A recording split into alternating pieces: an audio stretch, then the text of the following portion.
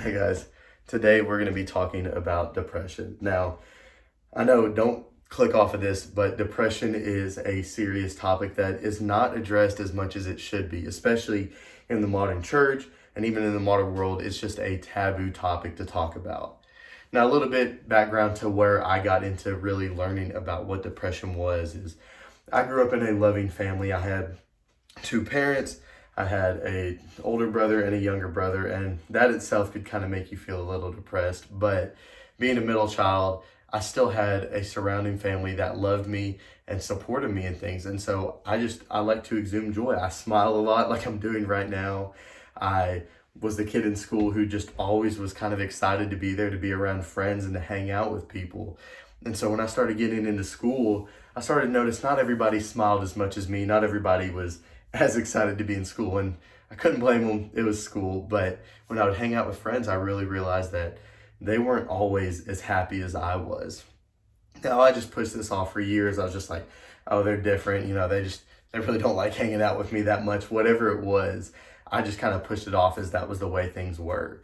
Now, moving forward into about middle school, start of high school, I started to realize that a lot of my friends were truly just unhappy. I mean, getting to talk with them, they had rough home lives. Their parents were going through divorce. They were, contemplating moving schools, changing friend groups again, just because of previous traumatic experiences or things that they were dealing with at home that they were having to bring into school and into their own lives. And this really made me start to question and ask the questions of, why are my friends feeling this way? Why are they depressed? Why are they going through this? And depressed was such a foreign word to me at first. So looking it up, the definition of it is it's a loss of hope, of joy, despondency, which means low spirits because of loss of hope and courage and joy. And so all of these things play into the fact that depression was a real thing for me. And especially at a young age, it was kind of eye-opening to these things. And it says that every 1 in 10 adults is affected by depression yearly. It's a lot of people. And depression is the number one cause for why somebody commits suicide every 12 minutes a year. Now, that's over like 41,000 people a year. That is a ridiculous number, and it sucks. I mean, it's plain and simple is that number should not be that high. But it's because I believe people are afraid to talk about this topic and really address it as it is. Now, depression includes a couple other things. It could be bipolar disorder, PTSD, even generalized anxiety disorder. And so when you look at it in that lens, there may be a lot of people that we know who are going through this as it is. Now, by really diving in and learning about this and getting the research done about what depression is, I was able to understand what some of my friends were going through, even as a foreign idea and topic to me. I was able to understand what they were going through and how I could better help them. Now, it even eye-opened like moments in my life where I would start feeling depressed and the depressive states I was going through.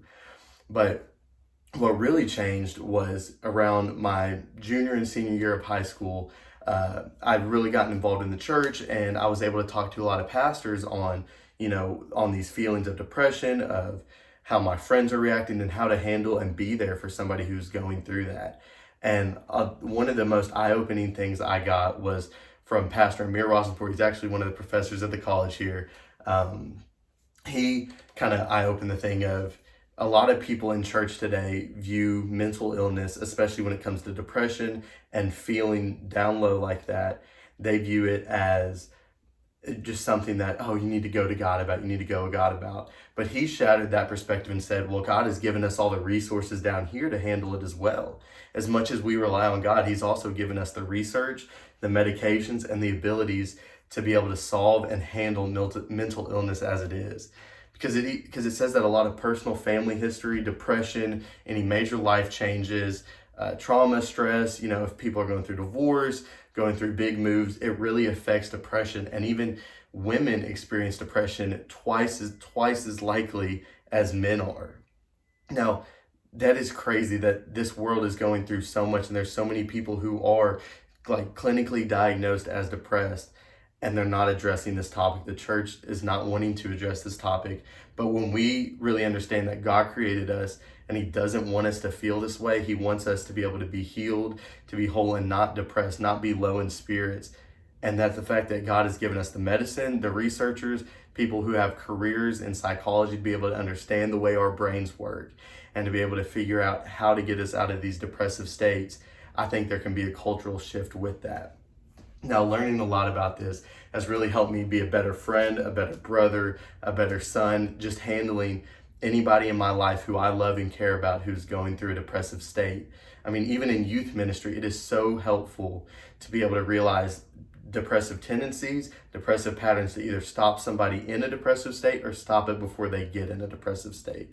So I really hope if you can take anything from this talk right here, that you can really understand that depression is real and it's not something that or needs to be shied away for, but that can be addressed, especially when it comes to the church, because God wants us to be healed and God has given us the tools and the abilities to be healed.